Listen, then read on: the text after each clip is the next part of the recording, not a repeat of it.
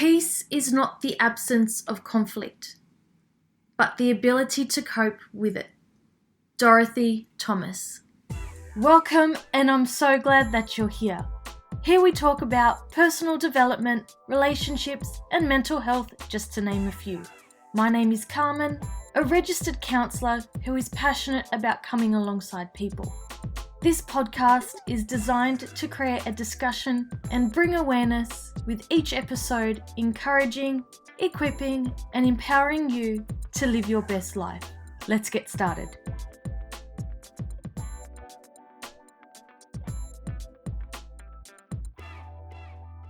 Hello and welcome to another episode. How have you been?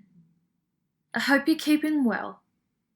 I had a lovely month celebrating another year of life and the completion of my studies, and what a journey it has been. They say it takes a village to raise a child, and in my opinion, we don't ever outgrow that village. I'm so grateful for all the wonderful people in mine who offered support and encouragement over the years. In my latest blog post, I unpack imposter syndrome, what it is and ways to navigate it.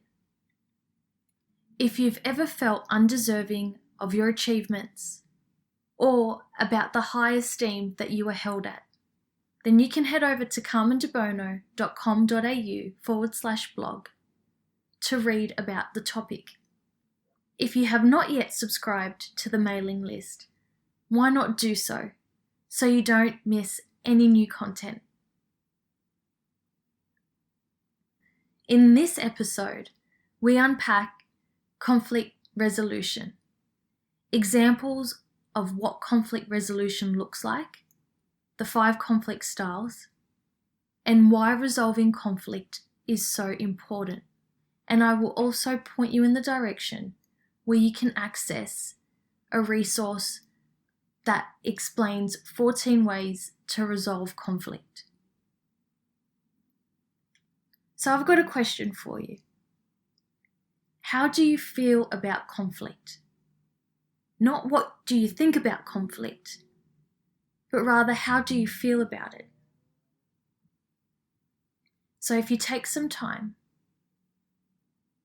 what feelings emerge for you? Another thing to consider is, what were the rules around conflict growing up? Did you hear messages like, don't rock the boat, or keep the peace? According to the American Psychological Association, the definition of conflict is, in interpersonal relations, conflict denotes the disagreement, discord, and friction that occur when the actions or beliefs of one or more individuals are unacceptable to and resisted by others. Is it fair to say that conflict in life is a given? But how do we turn up or not turn up in the face of it? Do we fight? Do we flight or freeze? So if you know me, you know I love a good analogy, and I have one here for you of the 2 camps. So camp number 1 is where there is never any fighting, where there is no apparent conflict or even hidden conflict. Camp 2, on the other hand, is where conflict is evident, often brutal and hurtful. The common denominator in these 2 camps is the lack of conflict resolution. In Camp 1, the conflict is hidden or denied, and in Camp 2, feelings of rage, harshness, or inflexibility do not allow for reconciliation or peace. In both cases, the need for attachment is robbed, as it takes its toll not only on the relationship, but also at an individual level, impacting one's sense of security and self-esteem. There are 5 conflict styles that we can look at together. And the idea here is to create awareness so we can better understand ourselves. So the aim here is not to be critical or to judge ourselves. So here we go. Which of the 5 conflict styles do you identify with? Number 1, must win at all costs. These are people that take a firm stand and know what they want, usually from a place of power. It can sound like, I'm right, you're wrong, with the mentality that someone must lose. Number 2, compromising. Trying to find a solution that will at least partially satisfy everybody and all equally give up some ground. Number 3, accommodating. Willing to meet the needs of others at the expense of their own needs. Accommodating their views, passive and self-sacrificing. Number 4, avoiding. Withdrawal, evading conflict altogether, avoiding hurt and pain, but often the feelings are repressed, leading to a more serious problem. And last but not least, number 5, collaborative. An effective resolution-focused style that tries to respect and hear all people, usually highly assertive and acknowledging that everyone is important. So, could you identify with any of these 5 conflict styles? Or maybe there was more than one that you could identify. And something else to consider is, are there particular environments that bring out certain aspects of how you navigate conflict?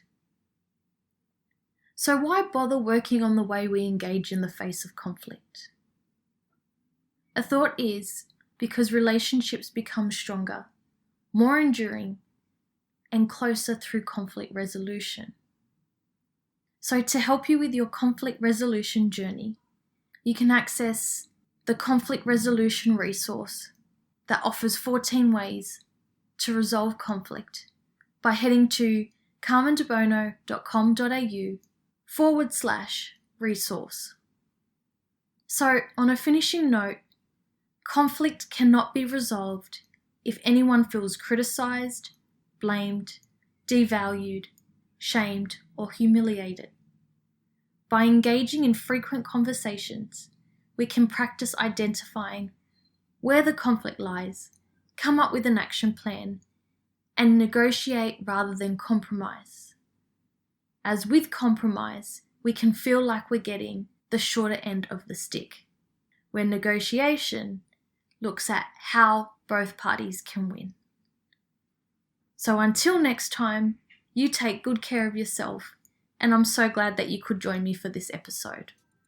So that's it for today's episode. As always, I'm grateful for the opportunity to come alongside you. If you know someone who might benefit from hearing this episode, why not share it with them? Don't want to miss an episode? You can subscribe to the podcast, and if you are listening via Apple Podcast, I would be most grateful if you would leave a review. For more content, head over to carmendebono.com.au, and I look forward to coming alongside you again on the first Wednesday of the month.